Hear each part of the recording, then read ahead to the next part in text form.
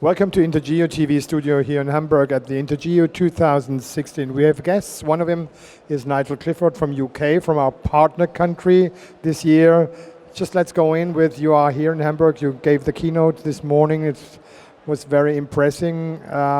What is your first thoughts about Intergeo 2016? Well, it's going to be fascinating to get the opportunity to walk through the halls and once again see the steps and the improvements and the innovation which is going on in our industry. But one of the things we were talking about at the keynote was how our industry isn't sitting alone. It's now more and more embedded and interrelated with many, many other disciplines. But this is, just to begin with, this is a challenge, you know?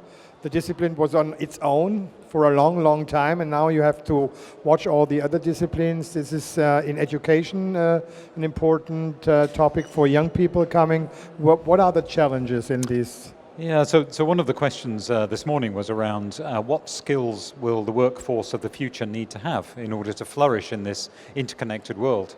And some of the more obvious ones are digital capability, looking at data sciences, but also we spoke about some of the softer skills, so the ability to work across disciplines, the ability to work with different functions, and also, really importantly, the ability for our industry to be able to explain its value and be part of the decision making which is going on around us all the time.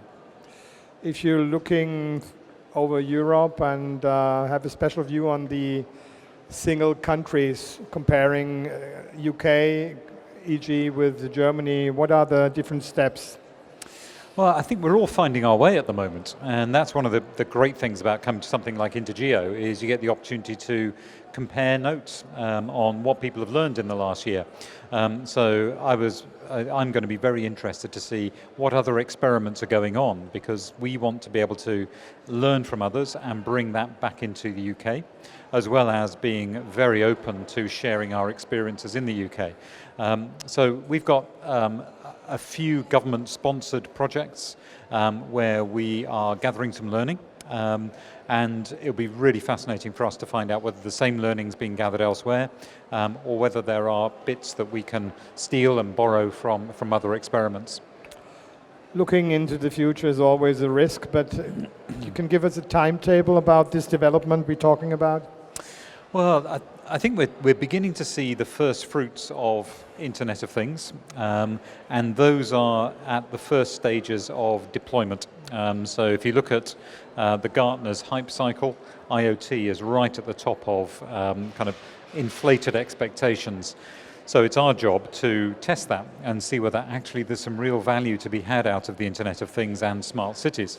So for us, I think we can see over the course of the next 5 years, this is really going to be put to the test, and I'm confident. I think there are some brilliant use cases in the fields of health, in the fields of transport, in the fields of community engagement that we can really bring to bear using smart technology. And one of the speakers this morning was saying, well, let's not give it a blanket phrase of a smart city. There are themes of a city's existence which you can make better. And ultimately, that's what we're doing. We're just making a city more livable, more efficient, more secure through the use of technology. That's really no different, but what we're able to do today is so much more data rich, it's so much more connected than we've ever had the opportunity to do before. And that's what's really exciting about it. Talking about smart cities, you have a lot of different institutions involved. You know, you have the administration on the one hand, you have the industry who wants really to push and go forward. Does it work together? What are the aims government should have to push smart city as a future? Yeah, so we've got a couple of experiments we're involved with actively, and those are a kind of public and private partnerships.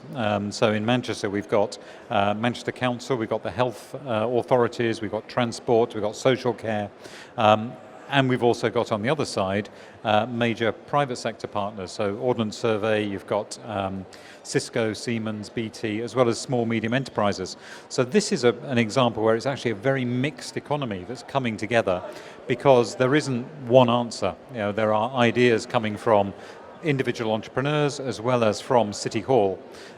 So the kind of questions they're trying to answer are, how do we make the city more economic, more livable, more enjoyable, more business friendly to try and attract tax dollars into the jurisdiction.